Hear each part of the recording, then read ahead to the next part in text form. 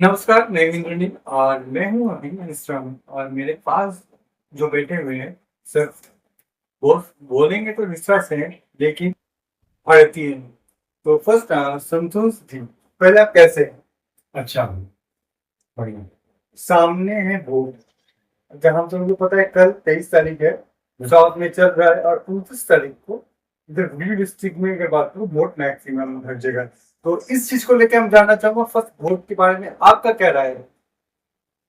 देखिए, एक पश्चिम बंगाल का नागरिक होने के हिसाब से और अपने दायित्व के साथ और अपनी जानकारी के हिसाब से मैं अपनी प्रतिक्रिया दे सकता हूँ, जो मेरे अपने विचार जी। हैं।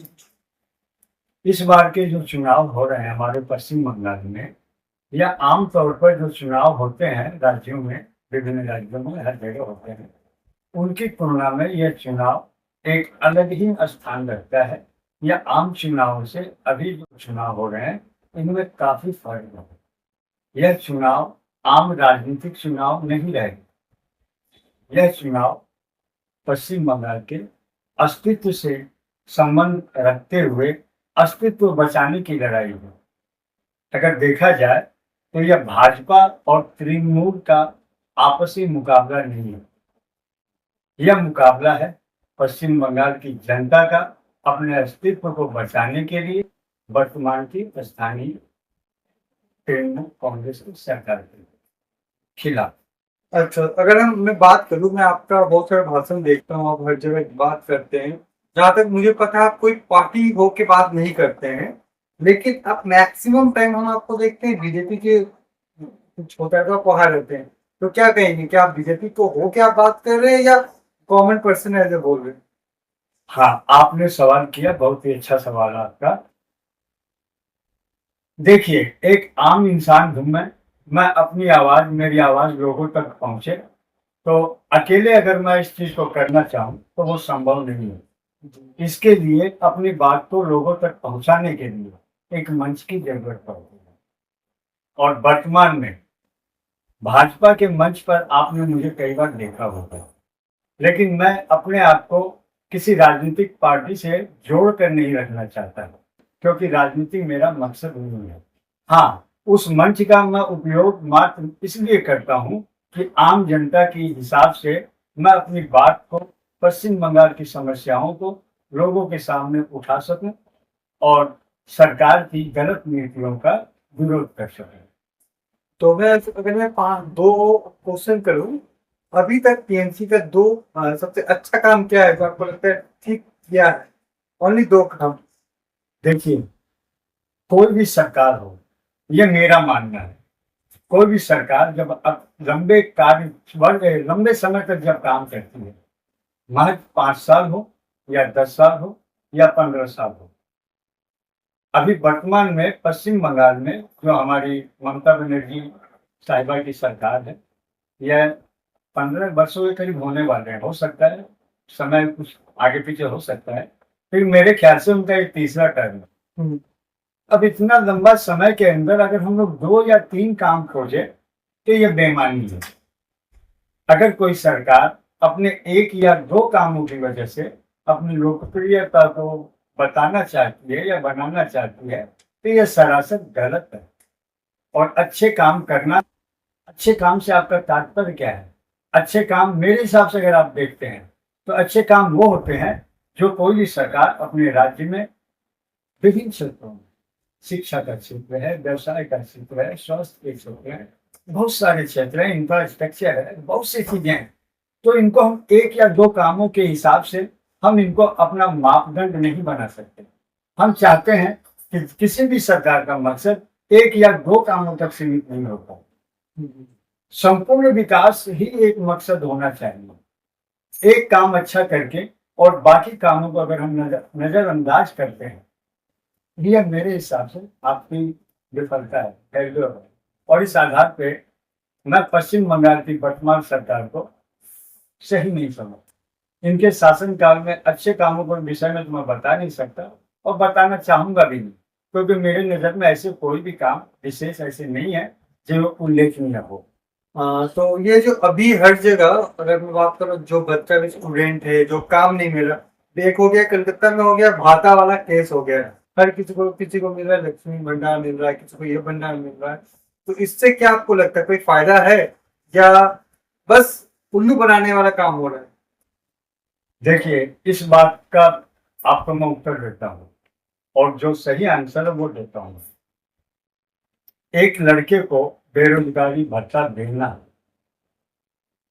वैसे तो एक अच्छा काम कहला सकता है, लेकिन बात यह है कि आप सिर्फ भत्ता दे करके क्या साबित करना चाहते हैं। मेरा सवाल यह है, मैं आपसे पूछता हूँ, आप बताइए 15 वर्षों का समय काफी अधिक होता है। आज के 15 साल पहले जो बच्चा 5 से 6 साल का होगा वो आज 21-22 साल के करीब खड़ा हो सकता है। हो सकता है 21 साल हो, 25 साल हो, 15 सालों में एक छोटा बच्चा युवा बन जाता है। लेकिन वो युवा जो उस समय इस सरकार के आने के समय में जो बच्चे थे, आज वो युवा बनकर सामने खड़े। लेकिन न तो शिक्षा के क्षेत्र में हमने यहाँ कोई बदलाव देखा या कोई तरक्की देखी, न उन बच्चों के बड़ा होने के बाद में उनके सामने सबसे बड़ी समस्या रोजी रोटी की आगे खड़ी हो जाती है। जीवन यापन करने के लिए किसी के लिए 2 पैसे कमाना, रोजगार करके मेहनत करके अगर कोई कमाना चाहे तो उनके सामने वो अवसर होना चाहिए।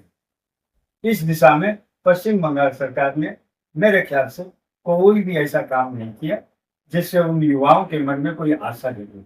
पश्चिम बंगाल आज के 15 साल पहले जिस जगह था और आज जिस जगह है, तो ये क्या है 15 साल में, ये ऐसा ही है जैसे आप 15 साल में चले भी और हासिल कुछ हो नहीं।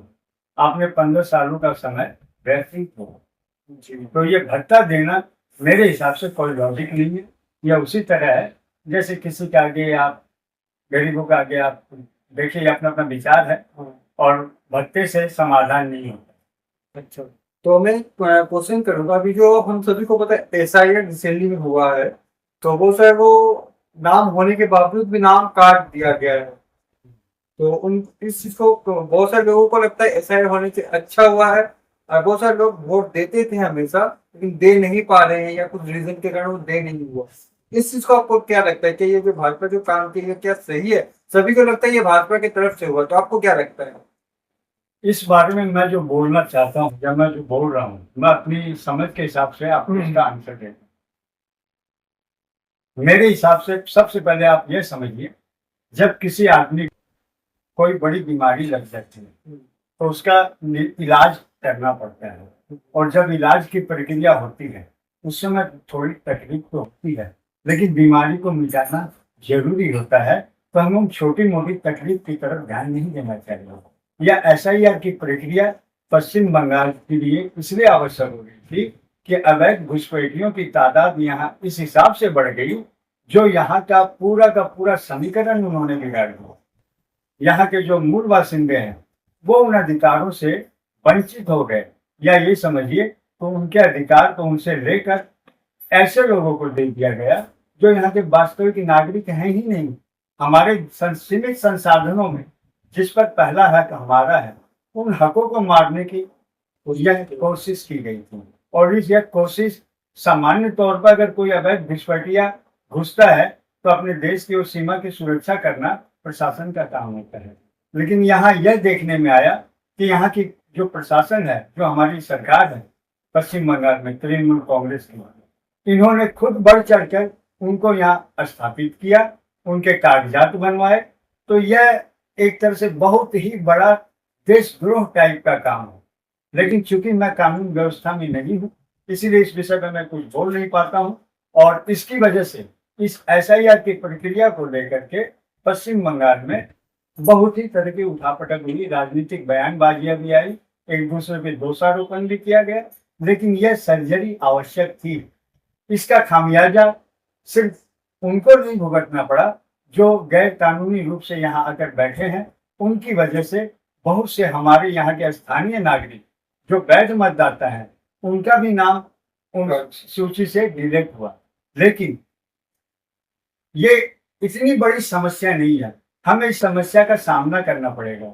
अगर हमें अपना आने वाला भविष्य सुखद बनाना है तो इसके लिए हमें थोड़ी तकलीफ तो देखिए उठानी पड़ती है। जिनका भी नाम कटा है तो उनको हतोत्साहित होने की जरूरत नहीं है, किसी भी भ्रम में आने की जरूरत नहीं है, क्योंकि राजनीतिक पार्टियां अपने हिसाब से हर चीज का मतलब निकालती हैं और लोगों तक पहुंचाती हैं, जबकि प्रक्रिया अपने जगह सही चलती होती है। एक पक्ष उसे सही बताएगा, दूसरा गलत बताएगा, जबकि उसका वास्तविक लाभ आपको वो प्रक्रिया होने के बाद नजर आता है।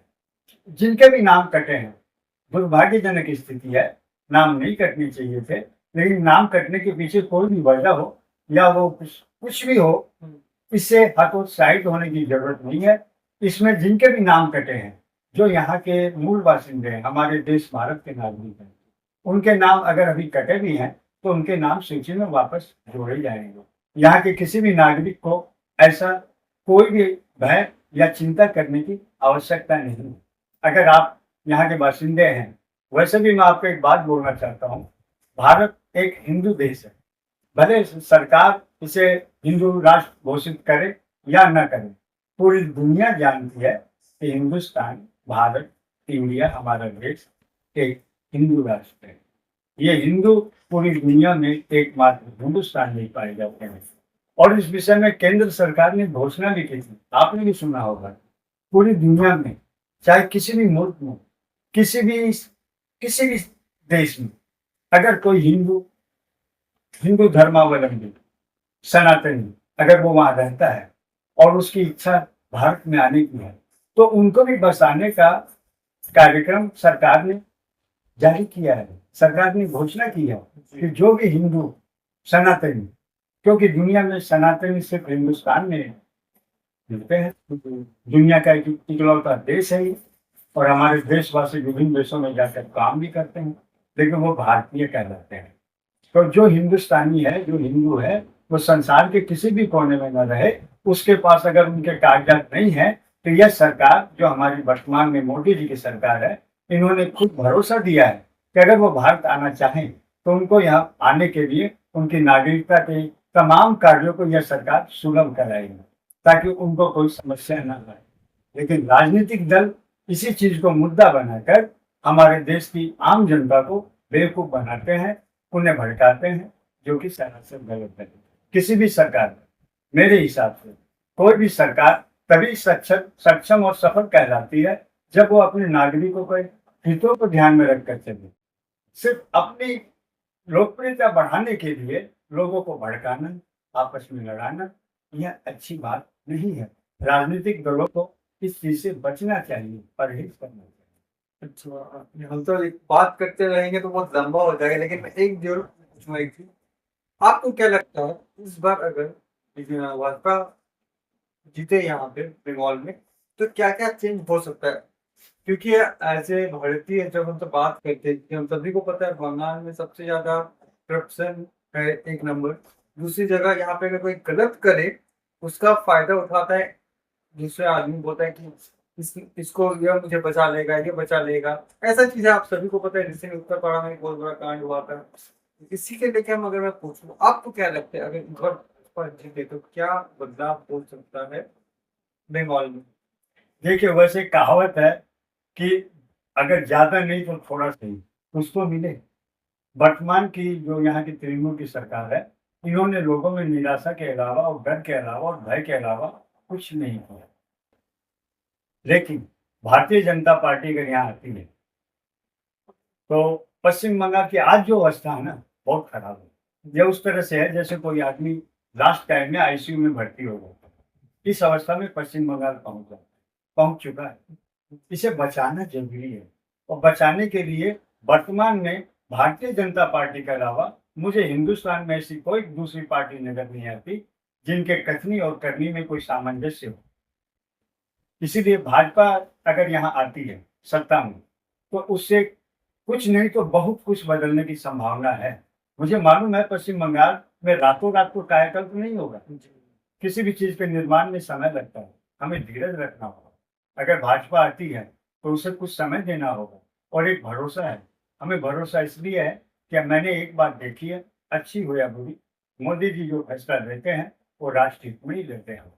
और हमें एक बार परेशानी दिखती है, लेकिन उसका अंत बहुत ही सुखद होता है।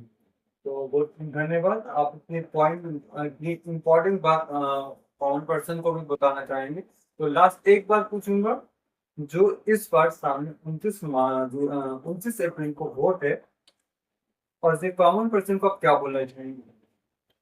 यह तो मैं अगर अपने अनुभव के आधार पे बात करूं, तो यह लड़ाई में, जैसा कि मैंने आपको पहले कहा, यह किसी राजनीतिक दल की लड़ाई नहीं, यह पूरे हिंदू समाज के लिए लड़ाई है। चाहे वो राजस्थानी हो, बंगाली हो, बिहारी हो। हम देखते हैं, अगर हम हिंदुस्तान की बात करते हैं, नागरिक की बात करते हैं, तो वहाँ जातिगत बात नहीं होनी चाहिए। हम सभी हिंदुस्तान के नागरिक हैं, ये हमारे लिए गर्व की बात है। हर भारतीय, चाहे वो किसी भी धर्म से बिलोंग करता हो, वो इस देश का सम्मानित नागरिक है। पहली बात तो ये हो। और दूसरा आपने क्या पूछा? मैंने कहा ये जो सामने वोट है, हम्म। उसको क्या बोलना चाहेंगे, लोगों को क्या बोलना चाहेंगे? हाँ, मैं एक ही बात कहूँगा। मेरे नज़रिए में और मेरे हिसाब से यह पश्चिम बंगाल के अस्तित्व की लड़ाई है, जो अपनी ही मौजूदा सरकार के खिलाफ लोग मतदान करेंगे। आप इस चीज़ को लेकर, ये भरोसा मेरे मन में इसलिए है कि लोकतंत्र एक ऐसी ऐसी शक्ति है जो लोगों को जीरो से हीरो बनाती है और हीरो से जीरो बनाती है। सब कुछ जनता के हाथ में होता है। जो कुर्सी पे अगर कोई बैठा है, तो उस कुर्सी पर वो व्यक्ति अपनी क्षमताओं की वजह से नहीं बैठता, और बल्कि उनको लोग चुनकर बैठाते हैं। वो कुर्सी की ताकत मात्र, जो हमारे देश का लोकतंत्र है, इसकी इतनी सुंदरता है, इतनी भव्यता है कि एक साधारण से साधारण आदमी को भी है, प्रधानमंत्री हो, मुख्यमंत्री हो, उसमें बैठाने की ताकत यहाँ की जनता की है। और यही जनता अगर आपसे नाखुश हो जाए, तो जब चाहे आपको उतार सकती है। जो भी नेता अपने आप को जनता से बड़ा समझता है, वो बेवकूफ होता है, बहुत ही बड़ा बेवकूफ होता है, अहंकार में आता है। उन्हें ये नहीं भूलना चाहिए, बनाया भी है जनता ने, तो मिटाएगी भी जनता है। और इसलिए इस बार यहाँ की जनता में मैंने देखा है, लोगों में जुनून है, उत्साह है। और ये 29 तारीख, जो देखिए 2 चरणों में चुनाव हो रहा है। 23 तारीख को कल है, 152 सीटों के करीब कल है। उसके बाद जो अगले चुनाव की टाइम है, वो 29 तारीख को है। तो 29 तारीख को मैं ऐसे ही कहूँगा कि ये अंतिम लड़ाई है इस सरकार के खिलाफ, और ये लड़ाई लड़ने वाली यहाँ की आम जनता है। मैं भी इसमें शामिल हूँ। मैंने भी सरकार की गलत नीतियों का विरोध किया।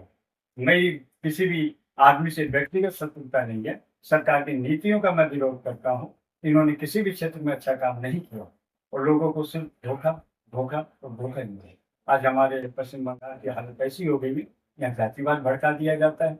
लोगों को बंगालियों के प्रति नफरत की भावना बंगालियों के मन में, अन्य भारतीयों के प्रति, चाहे वो बिहारी हो, मारवाड़ी हो, उनके प्रति वो अपशब्द बोलते हैं।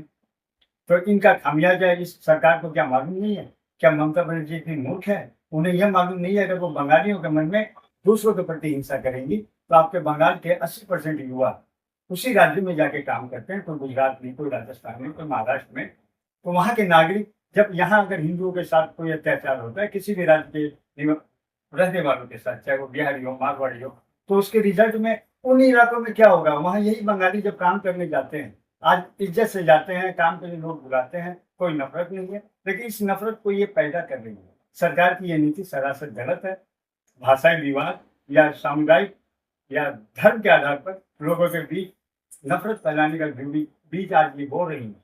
उनके पीछे इनका मकसद क्या है मुझे मालूम नहीं, लेकिन इसका अंजाम इतना बुरा होगा, इतना बुरा होगा, ये इन्होंने शायद उसकी कल्पना नहीं की है। ये उस नफरत के बीज को पैदा कर रही है, जो आज ये बंगाली को बोल रही कि वो तुम्हारे दुश्मन है। लेकिन जब वहां पे आपके युवाओं के साथ वैसा ही दुर्व्यवहार बदलने में आएगा, तब आप कहेंगे कि वो दुश्मन है। पैदा तो आप ही कर रहे हैं ना। तो ये नीति गलत है। यहाँ हम सब एक समान हैं, चाहे हिंदू हो, चाहे मुसलमान हो, पंजाबी हो, मराठी हो। आज बंगाल किसी की व्यक्तिगत संपत्ति नहीं है। बंगाल में एक राजस्थानी का भी उतना ही अधिकार है, एक बिहारी का भी उतना ही अधिकार है, एक उत्तर प्रदेश वाले का भी, हिंदुस्तान के हर नागरिक का उतना ही अधिकार है। सबका समान अधिकार।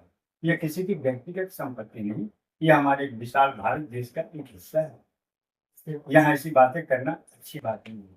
आज व्यापार करने जो बड़ी बड़ी कंपनियां भी आएंगी ना, जब पश्चिम बंगाल में मान लीजिएगा सरकार बदलती है, भाजपा का शासन होता है, तो बड़े बड़े उद्योग यहाँ लगाने के लिए कौन आएंगे?